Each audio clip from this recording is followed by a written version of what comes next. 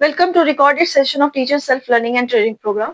आज के इस सेशन में हम एक इम्पोर्टेंट टॉपिक के ऊपर बात करने वाले हैं और आज का सेशन है why not to label your student. जी हाँ, लेकिन टॉपिक के ऊपर बात करने से पहले हमें टू इम्पोर्टेंट पॉइंट्स को समझना बहुत इंपॉर्टेंट है। पहला पॉइंट ये है कि एज ए टीचर हम हमेशा अपने माइंड में ये रखें कि हमारे जो आगे पीछे का एनवायरनमेंट है वो बहुत ही तेजी से बदल रहा है, जिसकी वजह से हमारे स्टूडेंट का बिहेवियर, उसका एटीट्यूड, उसका लर्निंग स्टाइल बहुत ही तेजी से बदल रहा है। एज ए टीचर कई बार हम कंपैरिजन कर देते हैं कि हमारे जो टीचिंग मेथड्स है पहले तो कारगर थे, अब वो कारगर क्यों नहीं है।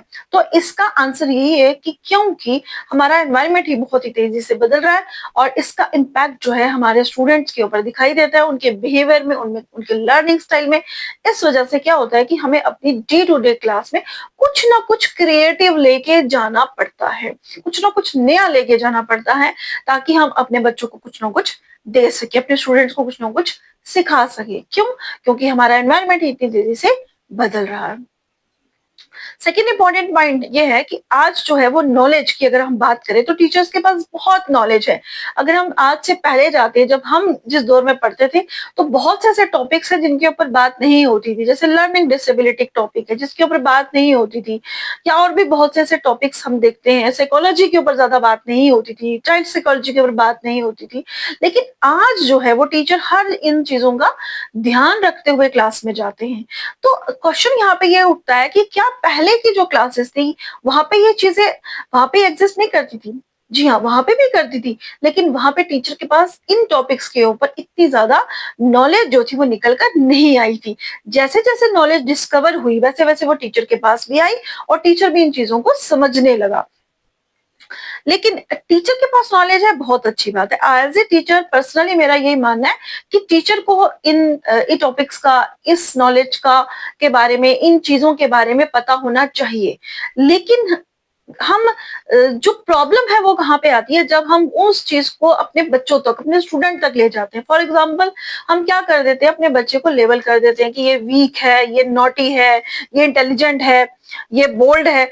बस वहां पे थोड़ी सी क्या हो जाती है, प्रॉब्लम क्लास में होती है। तो हमें किसी भी तरह का लेबल जो है पर्टिकुलरली किसी बच्चे के ऊपर नहीं लगाना है, क्योंकि हो सकता है जो बच्चा अभी थोड़ी देर आपको नॉटी लग रहा है, शैतान लग रहा है, थोड़ी देर के बाद वो आराम से बैठ जाए, क्योंकि बच्चों का बिहेवियर जो है, हम एक ही तरह के बिहेवियर के साथ नहीं चल सकते हैं। क्योंकि आपने देखा होगा कुछ बच्चे जो होते हैं वो कुछ क्या, मैक्सिमम बच्चे ऐसे ही होते हैं, वो 2 मिनट शांत होकर बैठते हैं और 2 मिनट में वो क्या कर रहे होते हैं, कुछ ना कुछ एक्टिविटी कर रहे होते हैं। और कभी कभी एक्टिविटी कर रहे होते हैं जो बच्चे, वो शांत होकर बैठ जाते हैं।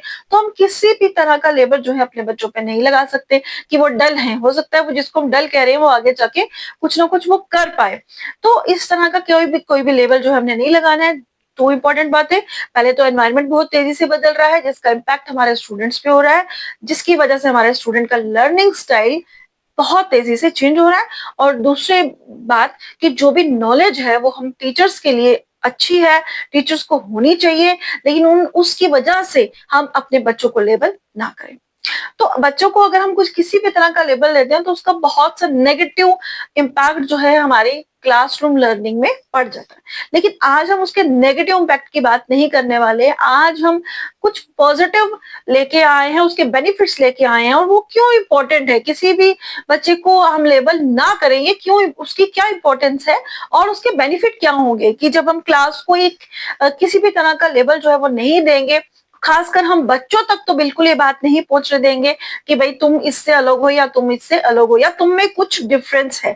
अब देखिए, अब जब बात होती है इंडिविजुअलिटी की, इंडिविजुअल डिफरेंस की, तो वो तो बहुत पहले से ही हमारे एजुकेशन में ये चीज है कि हमारी जो क्लास है वो होमोजीनियस नहीं है, वो हेटरोजीनियस है। अब नेचुरली जो हम ह्यूमंस है, वो एक जो ह्यूमन है वो दूसरे ह्यूमन से अलग ही है। और नेचुरली जब एक ह्यूमन दूसरे ह्यूमन से अलग है तो नेचुरली हमारे स्टूडेंट जो है वो आपस में उनमें डिफरेंस होगा ही। तो किसी भी तरह का लेबल हम क्लास में जब नहीं अपने स्टूडेंट्स को करते हैं तो उसके कुछ बेनिफिट्स होते हैं।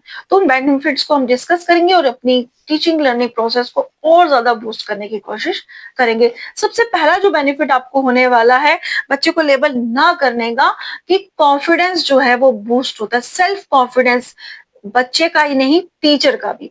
जब टीचर जो है उसका भी सेल्फ कॉन्फिडेंस जो है बूस्ट होता है कि अगर वो किसी भी तरह का लेबल अपनी क्लास में किसी भी बच्चे को लेबल नहीं लगा दिया कि ये वीक है, ये इंटेलिजेंट है, ये नॉटी है, किसी भी तरह का वो बच्चे में डिफरेंशिएट नहीं करती है जब, तो आप ये फील करेंगे कि आप भी एक कॉन्फिडेंट होके क्लास में जाएंगे, आप में एक विश्वास होगा कि हाँ आप एक क्लास को पढ़ाने जा रहे हैं और आप इस तरह से जब क्लास में एंटर करेंगे तो आप बहुत अच्छे से आप देखेंगे कि आप अपनी प्रेजेंटेशन दे पाएंगे, आपका भी सेल्फ कॉन्फिडेंस बूस्ट होगा और आपके स्टूडेंट का भी सेल्फ कॉन्फिडेंस बूस्ट होगा। ये तो ऑब्वियस है, जब टीचर ही कॉन्फिडेंट होगी तो बच्चे तो होंगे ही। ठीक है, तो सेकेंड पॉइंट है इसमें इक्वल अपॉर्चुनिटीज जो हैं आप अपने स्टूडेंट को दे दिए। Very important point, equal opportunities आप अपने स्टूडेंट को दे सके, क्योंकि आपके माइंड में ये है ही नहीं है कि कोई बच्चा वीक है या कोई बच्चा स्ट्रांग है, या कोई बच्चा ये एक्टिविटी कर सकता है, कोई बच्चा नहीं कर सकता,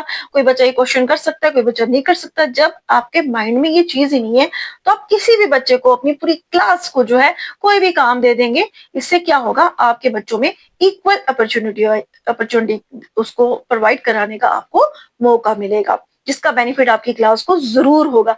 कई बार हम क्या देखते हैं कि हमारे जो बच्चे होते हैं, मैंने बड़ी बार देखा है कि कई बार क्या होता है, हम क्या करते हैं कि हमें लगता है कि बच्चा ये नहीं कर पाएगा या ये क्वेश्चन नहीं कर पाएगा या एक्सरसाइज नहीं कर पाएगा, तो हम उसको रिपीट जो है पिछला ही उसको करवाते रहते हैं। मान लीजिए कोई आपका स्टूडेंट है जो कैरी नहीं कर पा रहा है, तो हम क्या करते हैं उसको बस पूरा उसका जो 6 महीने होते हैं कैरी में ही लगा देते हैं।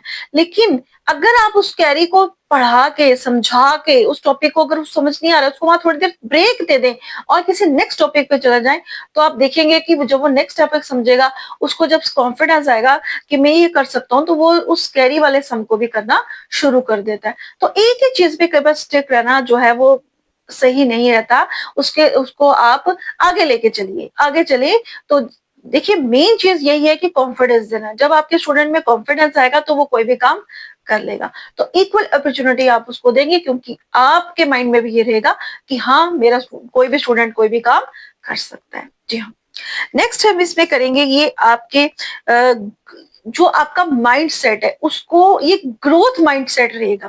ग्रोथ माइंड सेट का मतलब यहाँ पे ये है कि हर बच्चा ग्रो कर सकता है, हर बच्चा सीख सकता है। आपके दिमाग में भी ये बात रहेगी, आपके माइंड में भी ये बात रहेगी। अगर आप लेवल नहीं करते, अगर आपने पहले से ये सोच लिया कि ये बच्चा जो है वीक है, तो आप क्या करेंगे, उसे वो उसी ढंग से ट्रीट करना शुरू करेंगे। और कहीं ये भी हो सकता है कि वो अगर वीक है तो और ही ज्यादा वीक हो जाए। लेकिन अगर आपने इस तरह का कोई भी लेवल अपने स्टूडेंट पे नहीं किया, तो हो सकता है आपका वो वीक स्टूडेंट ही आगे चल के कुछ नया कर पाए। तो इसलिए ग्रोथ माइंडसेट जो है वो इसका बेनिफिट होता है लेबल ना करने का। नेक्स्ट जो इसका बेनिफिट आपको मिलेगा, एक हेल्दी टीचर स्टूडेंट टीचर आपको रिलेशनशिप देखने को मिलेगा। अगर आप देखिए कोई बच्चा, इसमें एग्जांपल बेस्ट है शैतान बच्चे की हम लेते हैं, नॉटी बच्चा है, तो कई बार टीचर क्या करता है कि वो उसको सभी क्लास में बोलता है भाई ये शैतान है, ये नॉटी है, ये बहुत ज्यादा शैतानी करता है। तो उससे क्या होता है, हो सकता है कि बच्चे के माइंड में भी कुछ ना कुछ नेगेटिव जो है टीचर के लिए आना शुरू हो जाए। तो कई भी टीचर के माइंड में भी नेगेटिव आना शुरू हो जाता है कि वो गुस्सा हो जाता है उस बच्चे से। तो उससे क्या होता है, एक हेल्दी रिलेशनशिप सेटअप नहीं हो पाता। तो इस तरह से आप कोई भी लेबल ना कीजिए। अगर आपके क्लास में कोई बच्चा शैतानी भी कर रहा है तो किसी और तरह से आप उसको डील करने की कोशिश जो है वो कीजिए, ना कि उसको लेबल कर दीजिए कि ये शैतान बच्चा है, इसको अलग बिठाया जाए, इसको बच्चों के बीच में ना बिठाया जाए, ये शोर डालता है, ये बच्चे को डिस्टर्ब करता है। नहीं, तो आप उसकी एनर्जी जो है उसको कहीं और यूटिलाइज करने की कोशिश कीजिए। इससे क्या होगा, आपका जो स्टूडेंट और टीचर रिलेशनशिप है वो भी डेवलप होगा, हेल्दी डेवलप होगा। नेक्स्ट हम देखते हैं कि हाँ बहुत इंपॉर्टेंट है, रिड्यूस स्ट्रेस। जो आपका अपना स्ट्रेस है उसको भी रिड्यूस करता है, क्योंकि जब आप एक क्लास में जाए और आपके माइंड में पहले ही हो कि मैं कैसी क्लास में जा रही हूँ जहाँ पे बच्चे डल हैं, जहाँ पे बच्चे पढ़ नहीं पा रहे हैं, तो आप सोच सकते हैं कि कितने स्ट्रेस के साथ आप क्लास में जाएंगे। और जब आप खुद स्ट्रेस में होंगे तो आप उन बच्चों को कैसे स्ट्रेस से बाहर निकालेंगे जो ऑलरेडी स्टडी की वजह से स्ट्रेस में है। तो अगर आप किसी भी तरह के आप एक क्लास में जा रहे, मान लीजिए कि आपकी क्लास में 20 बच्चे हैं और उसमें से मैं ये कह रही हूँ कि 15 ही ऐसे हैं जो आपको रिस्पॉन्ड नहीं कर रहे। कई बार होती है ऐसी क्लास कि 15 के 15 20 में से 15 ऐसे होते हैं जो रिस्पॉन्स नहीं कर रहे होते हैं, आपके किसी भी एक्टिविटी के ऊपर रिस्पॉन्ड नहीं करते हैं।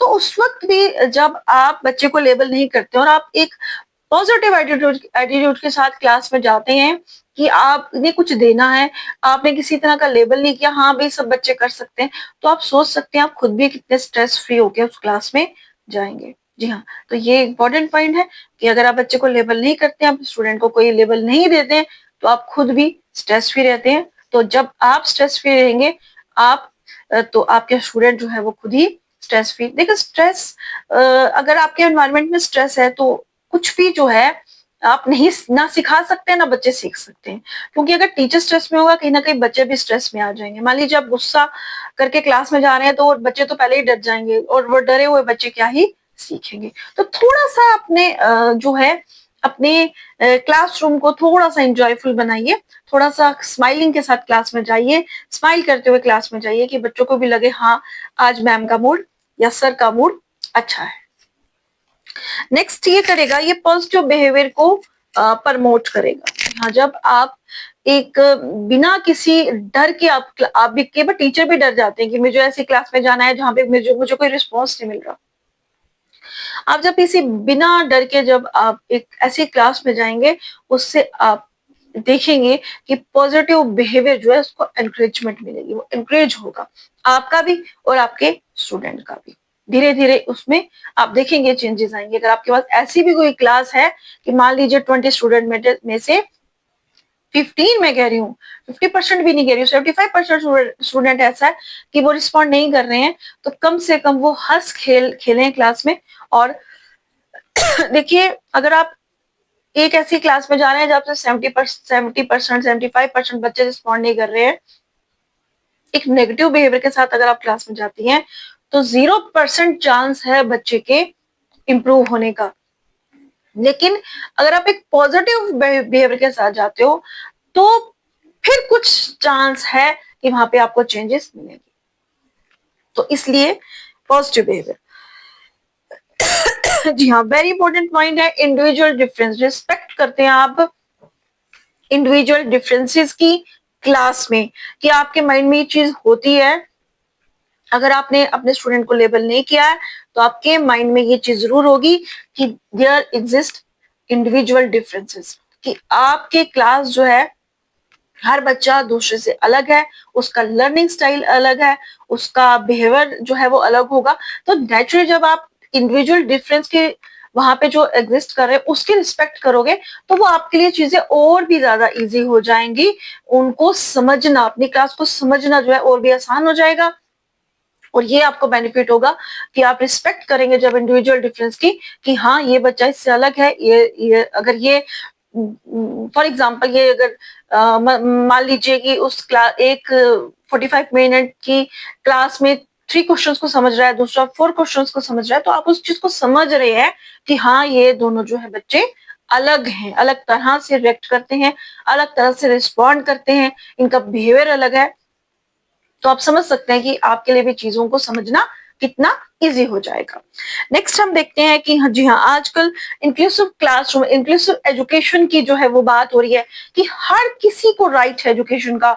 आपकी क्लास में हर तरह का स्टूडेंट जो है वो आएगा।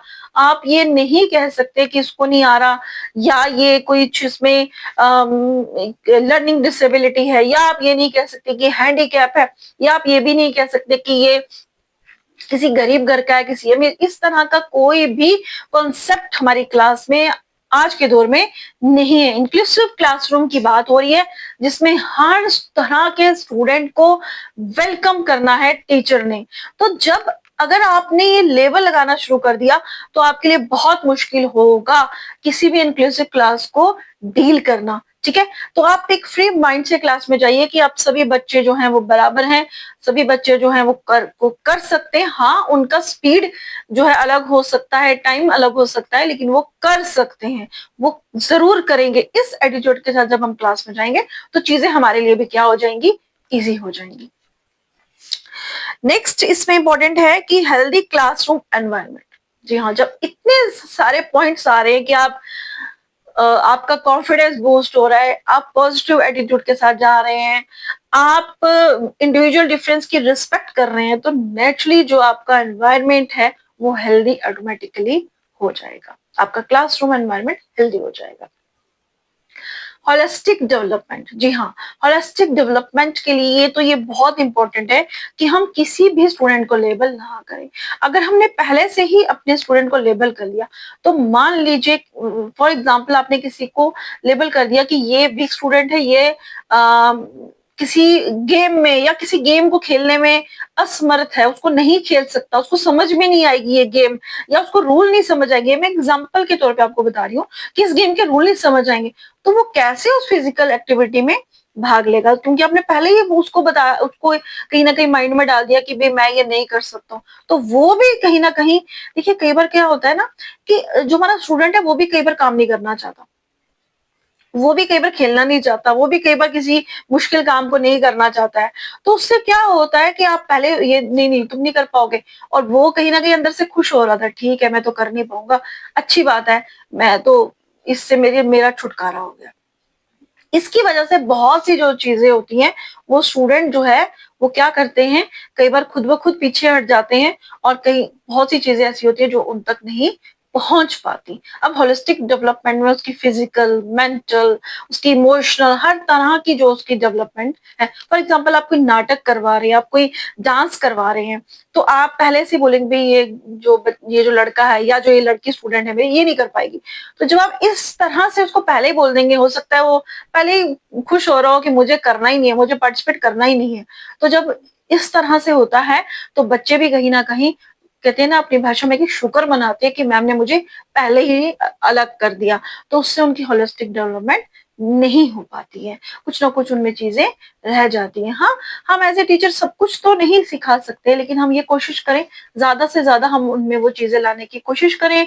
हम कल्चर, हम वैल्यूज, हम और जो इथिक्स हैं जो उनको समझाने की कोशिश करें, और अच्छे से अच्छे तरीके से हम अपने बच्चे को लेकर आने की कोशिश करें। हम कोशिश ही कर सकते हैं, और हम ये उम्मीद करते हैं कि हमारे जो स्टूडेंट हैं हम उनको और अच्छे तरीके से आगे लेके आए। आज के टॉपिक से अगर आपको लगता है कि आपको मेरी इस वीडियो से कुछ वैल्यू मिली है, तो प्लीज आप कमेंट जरूर कीजिए। और हाँ, अगर आपको लगता है कि इसके इसके अलावा भी कुछ बेनिफिट्स और हो सकते हैं, तो आप वो भी कमेंट में जरूर लिखिए, ताकि मुझे भी और बेनिफिट्स के बारे में पता चले। Thank you.